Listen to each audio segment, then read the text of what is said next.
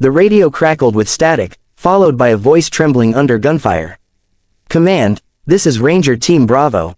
We're surrounded. North Ridge, Sector 5. We need immediate air or sniper support." Inside the dim operations tent, every head turned toward the large screen glowing with red blips. The Rangers were pinned down, outnumbered, outgunned, and running out of time. The commander swore under his breath. "Our nearest support team is 40 minutes out." Then, from the corner of the room, a calm voice spoke. "Not if you give me coordinates." All eyes turned. It was Captain Elena Ward, the quiet woman few ever saw outside the base's shooting range. She carried no visible insignia except a worn patch on her arm. "Phantom Unit, Long Shot Division." "You can't possibly reach that ridge in time," one officer said. "I don't have to," Elena replied, slinging her matte black rifle case onto the table. "Just open the east platform." Moments later, she was prone atop the observation deck, her rifle, a custom M200 intervention, assembled with smooth, practiced precision. Wind meters spun, range finders blinked, her eyes locked on the digital map before her. "Target distance, 4,872 meters, murmured the spotter beside her, disbelief thick in his voice. 3 miles, give or take, Elena whispered. "Let's save them." Downrange, the Rangers were taking cover behind broken rocks as enemy fire rained from the ridge. One soldier shouted, "Where's our backup?" Another screamed as bullets chipped the stone near his head. Then, crack, a single shot echoed through the valley like thunder. One of the enemy snipers at the ridge dropped instantly, a hole perfectly centered in his scope lens.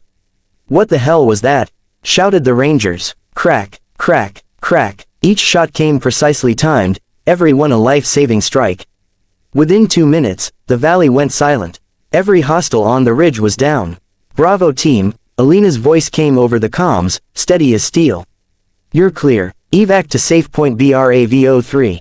The Rangers looked around, stunned. Their leader, still shaking, pressed the mic. Who was that?" The command center fell quiet as the general stood behind Elena, watching her calmly disassemble her rifle. "That," he said slowly, "was the ghost sniper. The woman who doesn't miss." Elena looked up, her expression unreadable. "Next time," she said, "call sooner." The Rangers never saw her face. But her legend spread faster than any bullet she ever fired. Hours after the firefight, the base was alive with noise, cheers, disbelief, and whispers. The Rangers had been airlifted back, covered in dust and awe. Reporters weren't allowed near them, but everyone wanted to know the same thing: who saved them from 3 miles away? In the command center, General Marcus leaned on the table, watching the replay footage from the drone feed. It showed the ridge, the storm of bullets, and then, one by one, the enemies falling as if struck by invisible lightning. The timestamp revealed the impossible. Every hit was within seconds, and every shot was fatal. 3 miles, the general muttered. "That's beyond any confirmed kill range." "Not for her," said Colonel Price, stepping forward with a knowing smirk.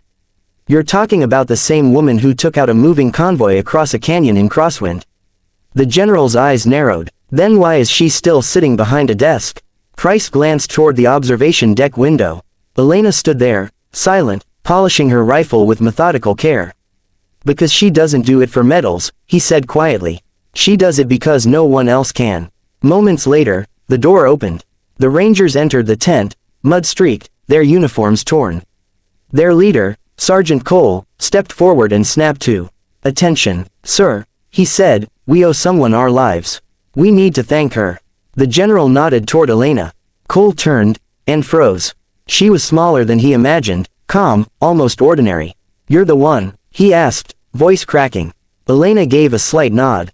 "You had good cover discipline," she said. "Made it easy to calculate the angles." The Rangers exchanged looks. To them, she wasn't human, she was something else entirely. "Ma'am," Cole said softly, "how did you even see them?" Elena finally looked up. Her eyes were icy gray. "I didn't," she replied. "I felt them." A heavy silence filled the room. The general folded his arms. "You've done more than save a team, Captain. You just proved a myth real." Elena reassembled her rifle, locking the final piece with a metallic click. "A myth doesn't bleed, sir," she said. "And it doesn't miss, either." Later that night, as the sun dipped below the horizon, Elena walked to the firing range alone.